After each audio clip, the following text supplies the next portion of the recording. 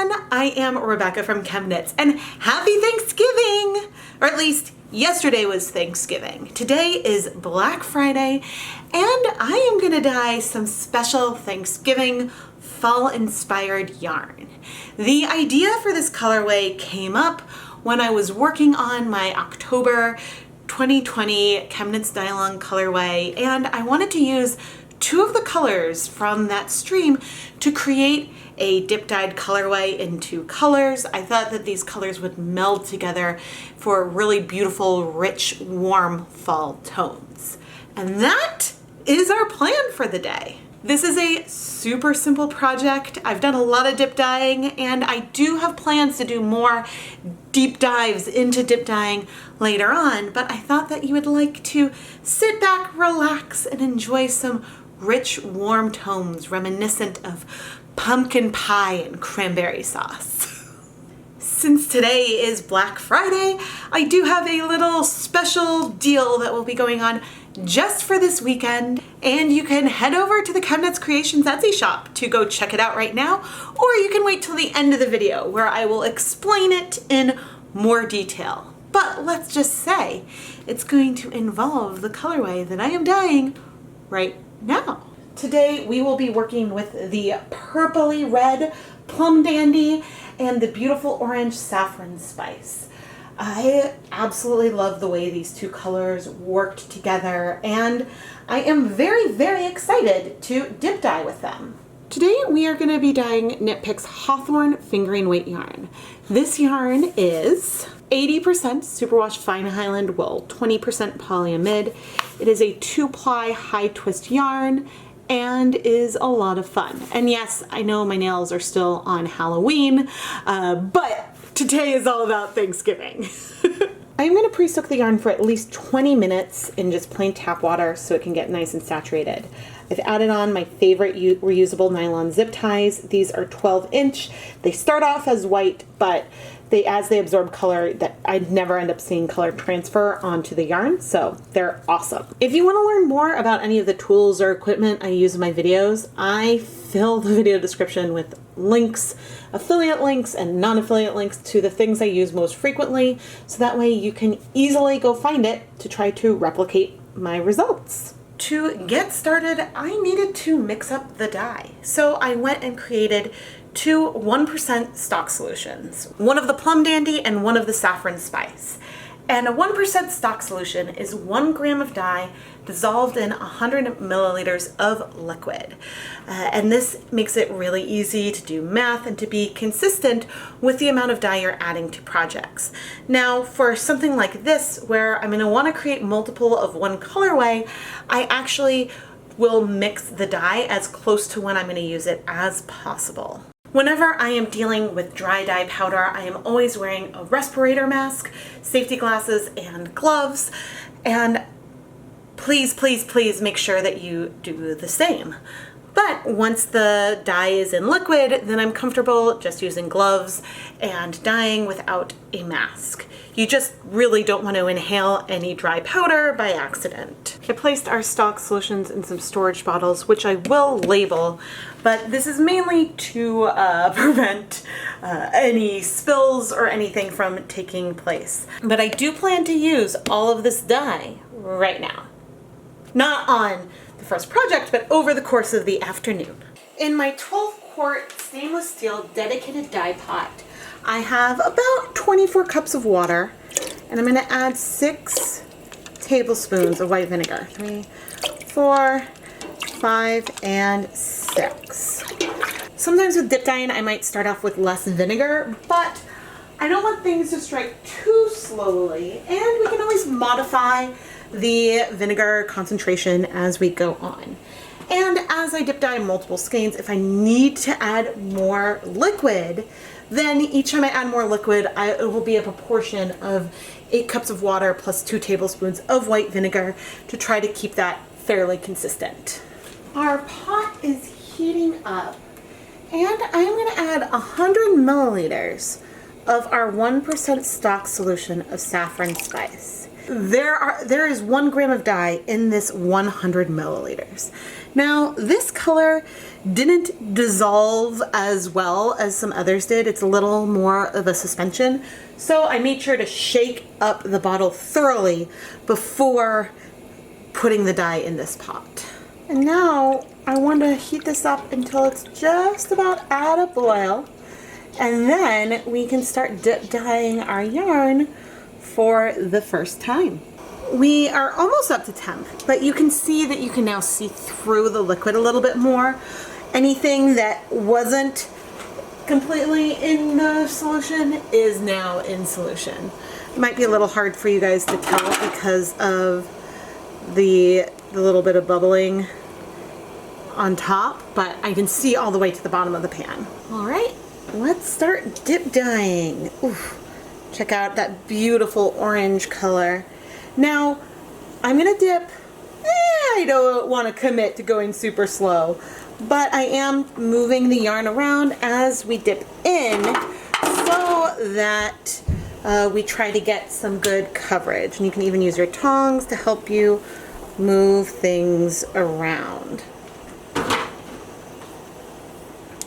I am not going to worry about absorbing all the dye. The goal is to dip until I get a color that I like. But the color is absorbing pretty quickly, and so it's going well.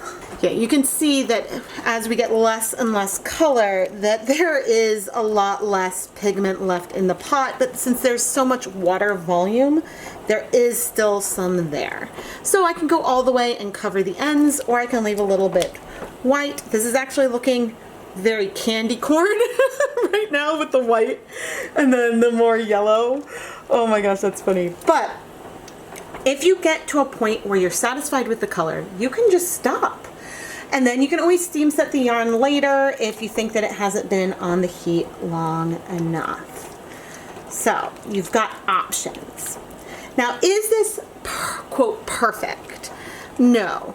There's going to be some lighter patches in here. There will be some variation of tone as we move through, and same even down here. So the more you move it, the more consistent it will be. But I did also have our acid a little bit higher for this first stage. So if I wanted the color to absorb slower, that could allow us to get a softer gradient as we're going. But actually almost all the color is in the yarn, and I am going to go ahead and just pop the rest in. So when we do the second color, the lightest end will go in first. But I'm now going to let this sit, I think, for about 10 minutes. The simmering was a little high, so I just reduced the temperature, I reduced the heat. And let's check our pot. There's a little bit of some yellow, but like really that's not very much at all. So I'm now going to sort of gently, I wrap the yarn around my tongs like this to just remove some of the liquid without burning myself. It's just a nice way to squeeze things out. And that's really handy for something like this because I want to let the yarn cool off so that way I can move the zip ties down to the other end and we can dip dye into our Plum Dandy. But this looks like candy corn, right? It's not just because I'm still in Halloween mode. I promise this is Thanksgiving yarn. But anyway, I'm gonna let this cool a bit so I can handle it. However, while we're waiting, since I'm planning to do multiple skeins of this colorway, I went ahead and did the exact same thing with 2 more skeins of Hawthorn to dip dye a second round in this orange. The yarn is still warm, but it doesn't need to cool completely. It just needs to be cool enough so I can comfortably handle it. And I'm moving the zip tie from the lightest end, opening the skein carefully to make sure I'm not going to introduce any tangles, and moving it down to the deepest end. This way, we can dip dye the yarn into our second color. And I'm taking some time right now to shift where it is a tiny bit so that way I can have it be a little bit even versus off center. And now we're ready for dip dyeing round 2. Here in my second pot, I also have about 24 cups of water and 6 tablespoons of white vinegar. The pot is warming up nicely. I'm gonna add 100 mils of our Plum Dandy color. And I also made sure to shake up the pot really, really well before adding the color. I could do this all in the same pot, but since the other pot has another skein of orange in it right now, I decided it makes sense to just have 2 separate pots for today. Okay, let's dip dye the yarn into Plum Dandy. Check out this wine burgundy plum color. I'm going in slowly, raising the yarn up, grabbing my tongs so that way I can help move the yarn around in the pan. And we will see how these colors will combine. And I'm very, very excited and curious if it'll feel brownish, if it'll feel more red. How will, normally if you think about combining purple and orange, it might not go so smoothly, but this is really a very reddish purple, and so I think it is going really, really, really nice. As we go further and further, there is less and less pigment that is coming onto our orange, but it's actually toning it so it's a little less bright. It feels like it's making it a hair more burnt. Just a little bit. And I'm making sure to move around the yarn as we dip. Most of the color is in the yarn. If I'm gonna add the whole thing, we will probably get a hint of color onto our orange end, but I think that it is beautiful, beautiful, and feels so, so Thanksgiving-y. All right, I'm actually going to add the other end. I could remove it and then we could use yarn mops and steam, but I am gonna leave this in the pot for about 10 minutes. It's hard to say beneath the steam, but it is so fun, so fun. It has been 10 minutes and I'm now going to remove our beautiful yarn, and it is hot. So I'm actually, before I remove it, gonna just hang out right here for a minute. There is a tiny, tiny hint of color left in the pot. I am not worried about it given the depth that we have in our yarn. And here we have our Thanksgiving colorway. We have this sort of burnt orange and it goes and it turns into this maroon. It is just very, very warm and pretty and makes me think of being full after a meal. At this stage, I am going to let this cool completely so then we can wash the yarn. But while we wait, I will be dyeing more colorways, dip dyeing those orange gradients we create into the Plum Dandy color to create a few more skeins for the ChemKnits Creations Black Friday special. And yes, it's almost time for me to share details. There will be some subtle differences between the colorways depending on how fast or slow I dip the yarn in. But we'll take a look at this once all the yarn is dry. The second round of dip dyeing really does add a lot of character to the yarn and makes it go from candy corn to more cranberry sauce and pumpkin pie. There is some dye left over from rinsing out what's left in the stock bottles to rinsing out the graduated cylinder and other measuring tools along the way. So I thought I would combine all this for one last leave no dye behind skein. I am going to combine everything into our previous orange pot. There was a little bit of residual yellow, but that didn't really intensify as the dyeing process went on. I have a feeling that the Plum Dandy is going to dominate the leftovers that I have. But we'll see, because that was all just a mixture of both. Now I am coming in with a skein of dry Knit Picks Swish DK yarn. This yarn is 100% superwash merino. You see me use it a lot in my videos. And we are just putting it in, not super fast or slow. It was dry, and so I'm moving it around, sort of even out the color, but we're gonna have a beautiful, probably mid-rose. Why is this very, very frequent color for leave no dye behind? But anyway, I am going to leave this yarn in the pot. My white balance seems a little yellow, but it is a very nice pink, sort of tonal, semi-solid yarn on the line of being just a super, super subtle tonal. And I think it'll just be really lovely. So I'm gonna leave it in here for probably around 20 minutes. Then I'll turn off the heat, let the yarn cool, and wash it, probably off camera, but around when I go and wash the rest of the yarn. Let's wash our yarn. Oh, it's gonna be hard to tell which skein is which. Like, I don't think that there's much of a difference between the first ones that I dyed and the second batch and so on. I don't have them numbered or anything like that. But actually, this is the second batch, the one that I did for the time lapse.